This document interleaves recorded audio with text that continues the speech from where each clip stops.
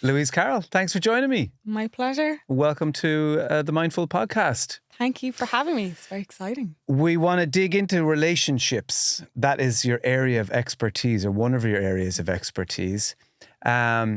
Relationships have been on my mind, not romantic, but friendship, because I recently, after 20 years, essentially broke up, in air quotes, with my best friend Dave.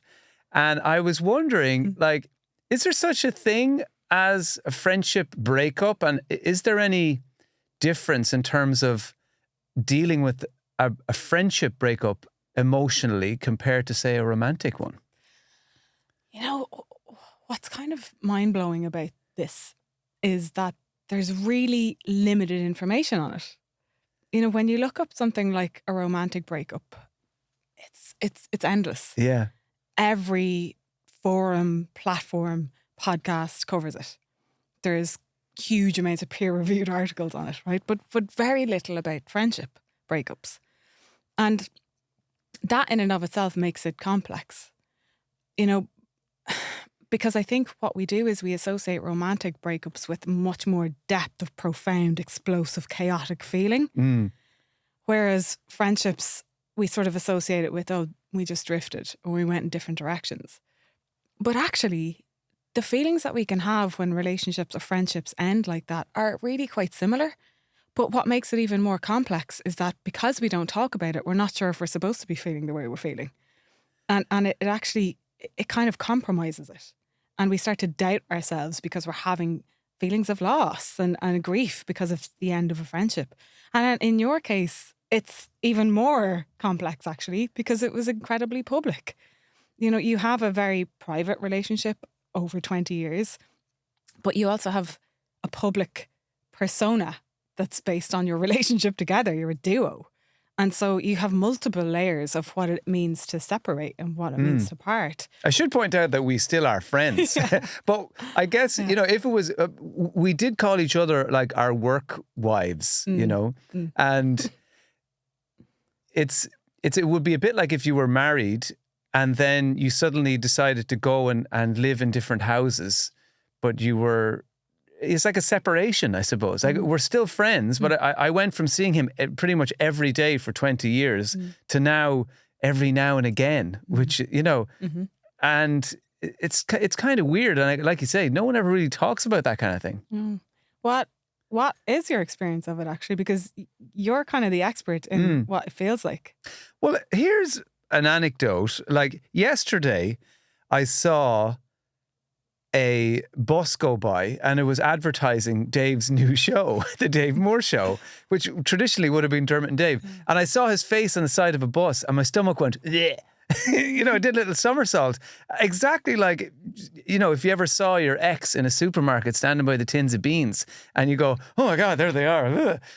And I was kind of surprised. I was like, that's so funny. It was like the same physical reaction in my body. And if you were to name what that lurch was, what was it? I was trying to do that after it. I think I don't really know. I guess some of it may be because, there's Dave on the side of the bus and I'm not there. Yeah. You know, that it's, I guess it's if you see, you know,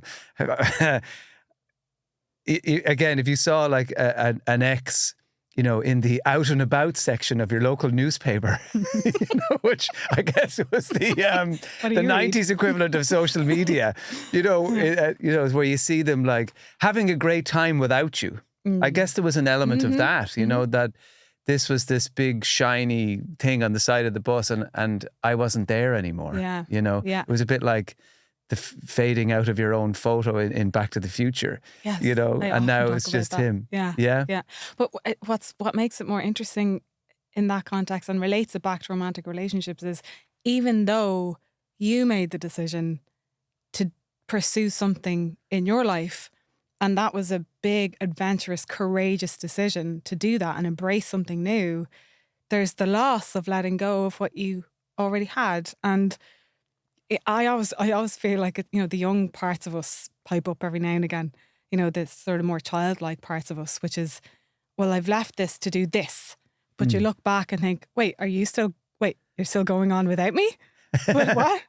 What's it like without me? Is it different? Is it better? Right? And we also, it's quite natural to feel those feelings too. And this was your world for 20 years. You were a duo, 20 years. Yeah. So 20 years you had day in, day out, a very predictable social support structure as well. Not just in relationship to your career, it was way more intimate than that. And in a way you were there for each other's milestones, and I'm sure for the ups as well as the downs. And there's something that is quite remarkable about that too. But when you choose to do something different, as amazing and all as it is, there's always a loss associated with it. I always think of it as, if you want to wrap your hands around something new, and fill your arms with something new, you have to let go of what you're currently holding.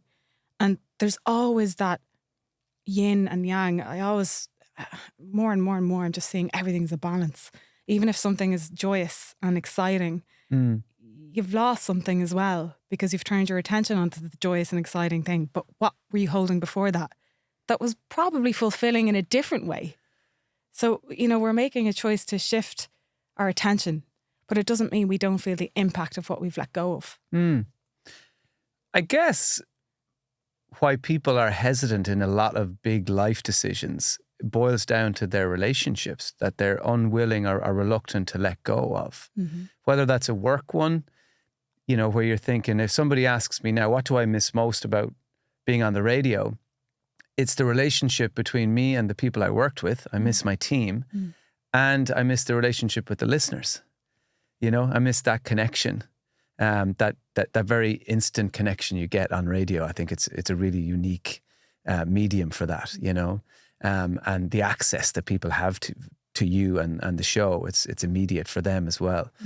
If you're going to break up a relationship or end a marriage or whatever it happens to be, it's the key relationship. And I guess it's that reluctance to let go of these relationships that sometimes holds us back, maybe for longer than was actually right for us.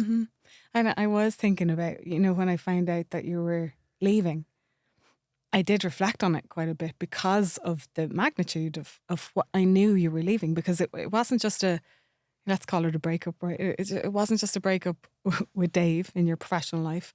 It was a breakup with who you also created in yourself. Yeah, is it possible for us to break up with ourselves? Yes, I love the way you say that. I do love, and I've never heard it said like that before, because but actually, what it is mirroring what I would talk about, which is a breakdown, and that I always see these things as necessary over the course of our lifetime, that we have a breakdown, which sounds a little bit controversial, right? But I see a breakdown as when you hit the point where you realise you cannot keep going the way you're going because you're out of line with yourself. You've gone off track with yourself, or something's becoming very clear to you about what you must do in this one life that you've been given, but you keep trudging through the same routine day in, day out, and you can tolerate it for a little while. And it starts to get a little bit more, this comfort zone starts to become a little bit more uncomfortable. You start to get more irritable, more agitated. Your fuse becomes shorter. Those are little signs of it too, such that your comfort zone becomes intolerable. And now it starts to push you out towards something that you know that you must do. And that's what it feels like. And you might not have any guarantees about it, but you know that you must do it. And I think in that breakup with your, and it's not just Dave, it's the whole team as well. I know there's a big team in there that you work with every day. It's that, but it's also like that. It's the breakup with the listeners. So there was actually 3 elements of what you had to let go of in order to be adventurous and as courageous as you were and are being to embrace something new. But yes, you're quite right. We don't do it because we're terrified of letting go of that. Because what we get out of those connections, even if we're becoming short-tempered and agitated with the comfort zone, is safety. We get safety and security. It's one of our primary needs. It's the first need that we have when we're born. It's a survival need, actually, safety and security. And we will always usually prefer what's familiar. If we go day in, day out without being very conscious about what we're doing, we just slip into our automatic pilot in our lives, we will choose what's familiar. Even if it's actually dulling you day by day by day by day, you'll stay there if you don't become very conscious about what it is that you're doing and what it is that you want to do, or intentional about what you. I like to say, or I think it's Henry Thoreau I went into the woods to live deliberately. That's one of my favourite lines in that poem, because to live deliberately, what does that look like? And it looks like what you just did. Yeah, I guess we're not trained to live deliberately. We sort of fall into these patterns of behavior, and we just kind of go through the motions a lot of the time, until that moment, I think, where it becomes an argument between your gut and your head. The logical part of you saying, look what you have, why would you leave? You're crazy. Whether that's a relationship or whatever it is. Yeah. But then your gut is like, as you say, your comfort zone is now uncomfortable. So what are you going to do about it? You got to live deliberately. Just on the subject of breakups, I mean, they happen within families as well, a lot, don't they? Sometimes siblings, if there's a bit of pressure applied, maybe you're caring for an elderly parent, or people are at different points in their lives and families and careers and all that.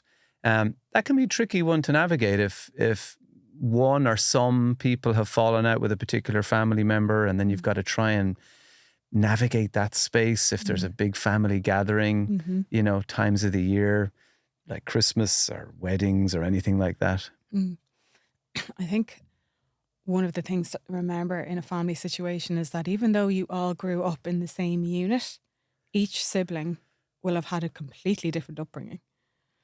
They'll have had a completely different experience of each or other or one of the parents.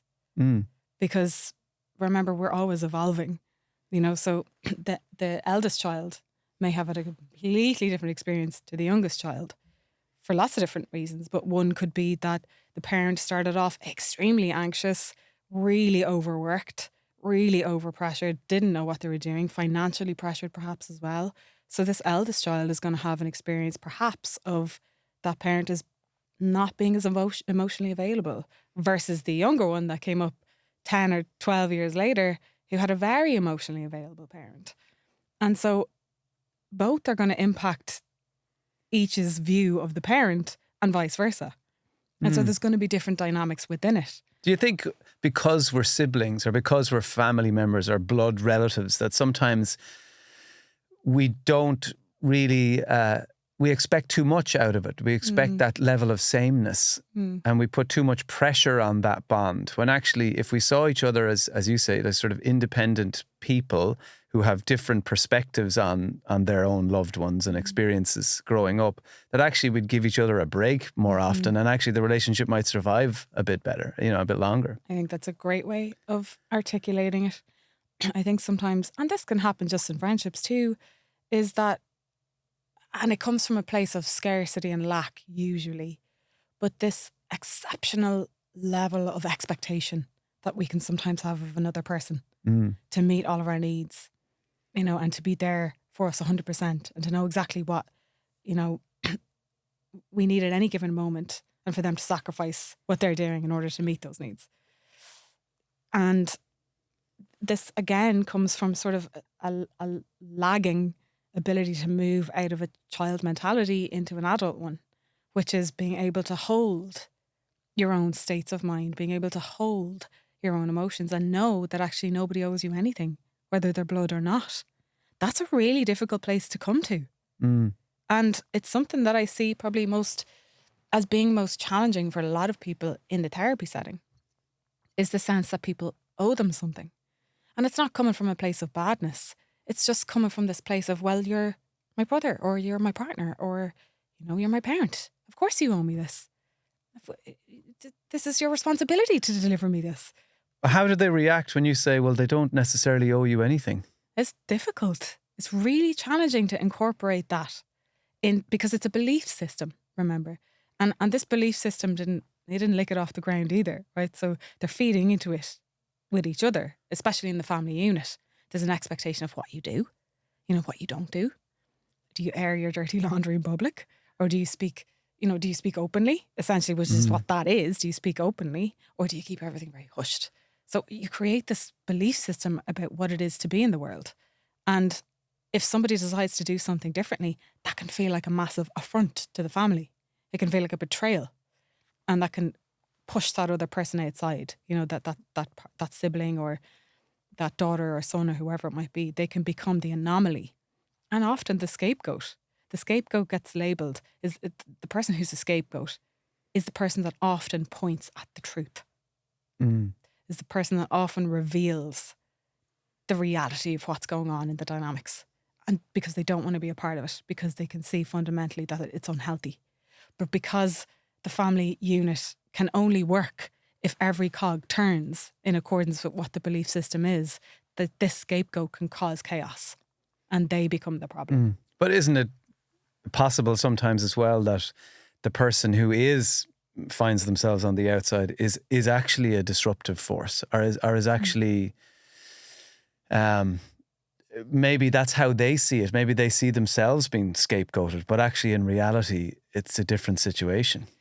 Yeah, absolutely. Both are possible. And in that situation that you just mentioned, you might have somebody who has lost their way, who's lost themselves, and who has, again, maybe has their own sense of abandonment, actually, that they've been left behind somehow, but they believe they're entitled to far more than the average person.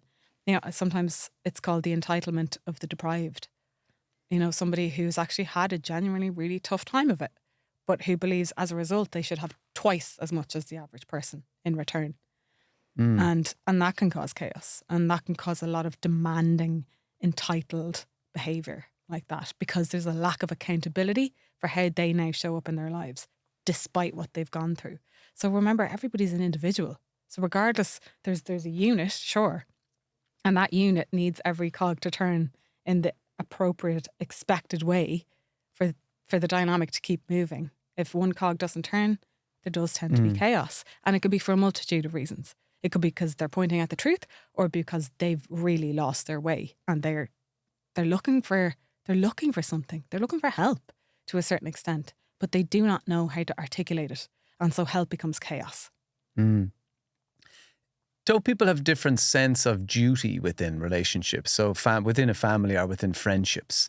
So you may have, particularly big families, they usually, to my uneducated view, they often have sort of traits. So maybe one sibling will be the thoughtful one who remembers everyone's birthdays and kind of takes on a leadership role. There'll be another flaky member of the family who doesn't remember anything and, seems to be not as engaged. Or sometimes in a group of friends, you have the friend who remembers birthdays or who organizes or calls. And then you have the people who are at the other end of the spectrum who, you never see them from one end of the year to the next, but then when you do, you have great fun, but they don't seem to make much effort. And that's what can kind of cause these clashes, is a sense of responsibility within the relationship and a sense of duty. Well, if I am your sibling, then I must remember your birthday and I must turn up at this and that. Whereas not everyone sees it like that. Yeah, that's true. And Esther Perel she asked that question, which is, were you raised for loyalty or were you raised for autonomy? Which is essentially a beautiful way to summarize attachment theory. Are you raised to believe that relationships are paramount, that actually relationships are the best thing that you will have in your life? They'll determine the quality of your life, as she says, that they will, that everything will orient around it, and that actually connection is vital for our own survival as well as our own mental health, which it is, by the way. But are you raised to believe that? Or are you raised to believe that actually people are fundamentally not trustworthy and actually you can't rely on them at all?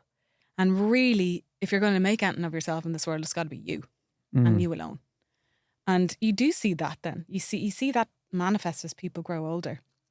Do they venture off themselves and maybe call you once every 3 months, if even, right? But there's no malice in it. They still value who you are. They just have a very single-minded way of being in the world.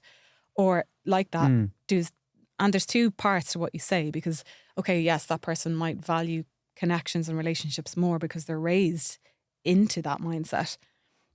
But they also might believe it's their duty. And that's slightly a different thing, because that can then teeter on constantly self-sacrificing in order to be the one who makes sure everybody stays together, be the one who makes sure everybody's comfortable, be the one that makes sure everyone's happy, and that everyone's connected and that the plans are organised and done.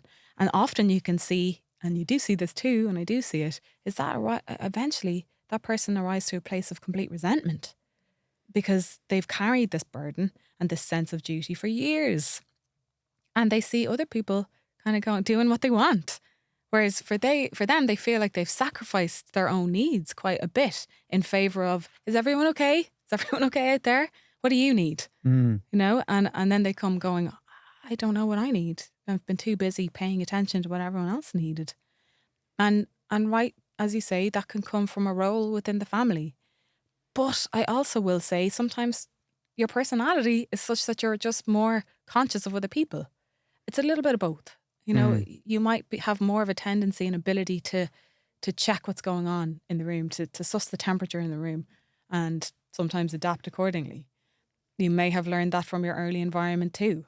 Kids, babies, toddlers are very smart. They know exactly what to do based on what they're experiencing, even though they've no words for it. And they'll adapt their behaviours accordingly. And we take that into adulthood. Yeah. When if clients come to you, do you notice, and say they're dealing with a breakup, be it a family relationship, a friendship, or a romantic one, do men tend to react differently to breakups than women? Or is it possible to generalise? I work a lot with men. And that's something that just evolved over the last number of years. I find that I enjoy working with men. Why is that? Yeah. And actually, I'm still trying to put my finger on what it is. And I think there's a, and this doesn't preclude women from having this, by the way. So just to say that, but sometimes in the therapy room with the men, I find it might be the first time they've ever been this vulnerable.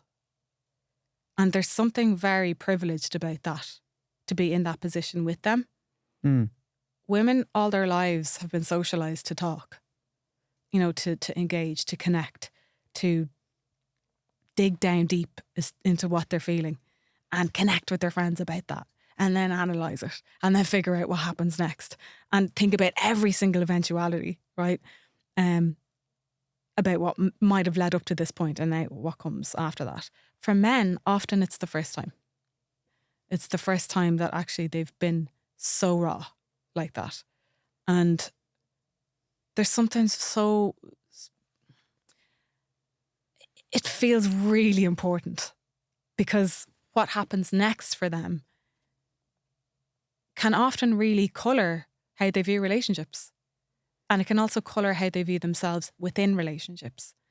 So privileged is probably the word. I feel quite privileged to be in that position with them, but also to be somebody who can guide them and give them the support that they might need to understand, A, what has just happened in their relationship maybe, and maybe why it also happened, but also what led up to that point in how they behave in relationships.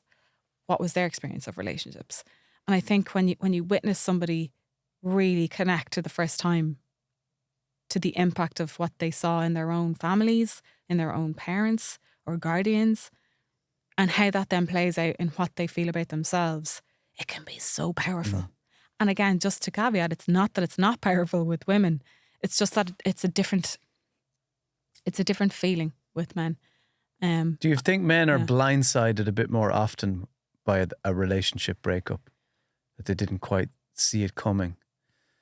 I guess you sort of get the impression that maybe we're sort of going la la la la la la la, and then eventually, the love of your life goes, how could you not have seen this was falling to bits for years? And you're like, I don't know. Yeah, a little bit.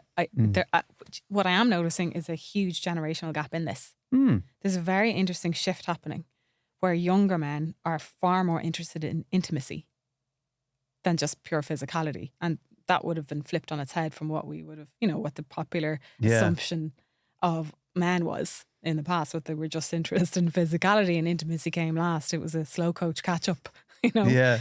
That's not what I'm seeing. I'm seeing a flip. I'm seeing younger men way more interested in having meaningful connections with women And I'm seeing women more interested in having freedom and adventure with men. And what I am seeing also in generational gaps are older men, like what you just described, sometimes struggling with, bang, it was out of the blue. I didn't know she was unhappy.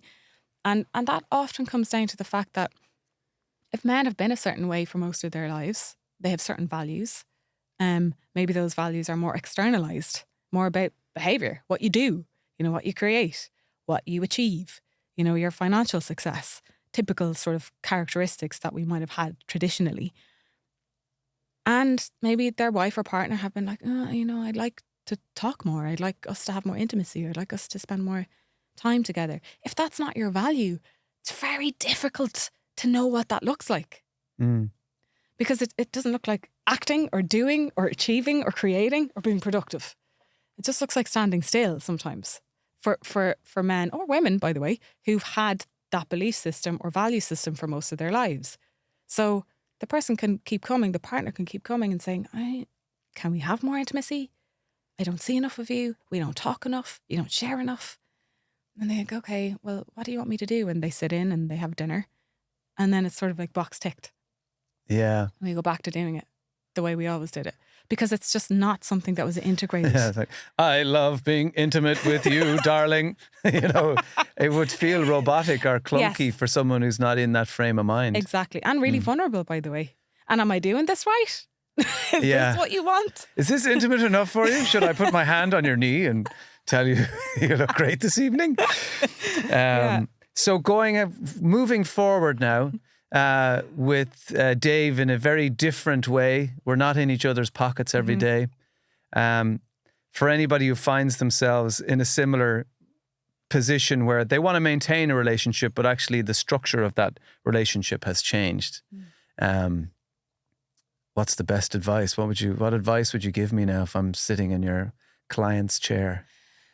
Well, tell me first about your experience of it. What's it like now? Your relationship structure has changed, and sometimes when I think about the two of you, it sounds like I'm thinking about the two of you all the time, but when I think about you, I think about you being the one that went outward and is focused on something new. And I think about Dave doing the thing that you did together, and that actually the feeling of lack might even be more massive for him because there's a gap where you used to be. Well, I left a cardboard cutout of myself in the studio, so he should be okay. with a speech bubble saying, "Stop doing that, Dave." So it feels like there's continuity. Perfect. But the quality of your experiences are likely to be a little different. But I'm interested in how is it for you? It's strange when we meet, when we talk, because there is an element of, you're looking well, Too well. What hobbies are you doing these days? Yeah. And it was fun like that when I saw the thing on the bus. It was that sort of, how dare he have this whole thing going on without me, I know I'm expendable, way more expendable than I thought. Yeah. But yeah, I guess it's getting used to ourselves. See, the strange thing is we never saw each other really outside of work. We had these kind of unsaid boundaries. So we weren't going out drinking together, or we weren't spending, all the weekends in each other's houses. We did end up going on holidays sort of near each other a couple of times. So now it's kind of flipped where I never see him at work, but now I have to make that effort to see him outside of it, which was always a weird space for both of us. So there is even more of that kind of, we met for dinner and it was, it was lovely. But I'm sure for him as well, it was kind of like, this takes a little bit of getting used to. It's actually a new relationship in a way. It's a new, you're setting new parameters on what it is to be in a friendship with each other. And actually that can feel really awkward. It's like, if you're used to doing the same thing every day, you don't need to, and there's nothing that you need to guess. There's no guesswork involved in that. We show up at the same time. We do what we do. There's an interlude here. We get coffee there. You don't have to think about it. It's automatic. But strip all that away and you meet each other outside with no context. It's completely different. It's completely new. It is a bit like kicking the stones, like. So you don't know what's expected of you now, because it's almost like you had an invisible script every day. Mm. It was different every day, but you knew what was expected of you both. And you knew what was expected of your relationship for the public as well. But all that's taken away. It's almost like you went private or public to private, which is usually the other way around, right? Typically. Yeah. And you went into a private setting and now it's what's expected of you both. So you're actually creating almost new rules for your friendship, new parameters. What do you have together outside of your work? And how do you make that work together? It's different, but I'd like to keep some of the old things going, like, when he gets free stuff sent into the station, that some of it still comes to me. So the meaningful stuff, yeah. Gig tickets, boxes of crisps, that kind of thing. T-shirts. Louize Carroll, thank you so much for joining pleasure. me on the Mindful podcast. It's been fascinating. And I'll keep you posted how we get on. Keep me updated. Your friendships. Thank you, Dermot. Thank you.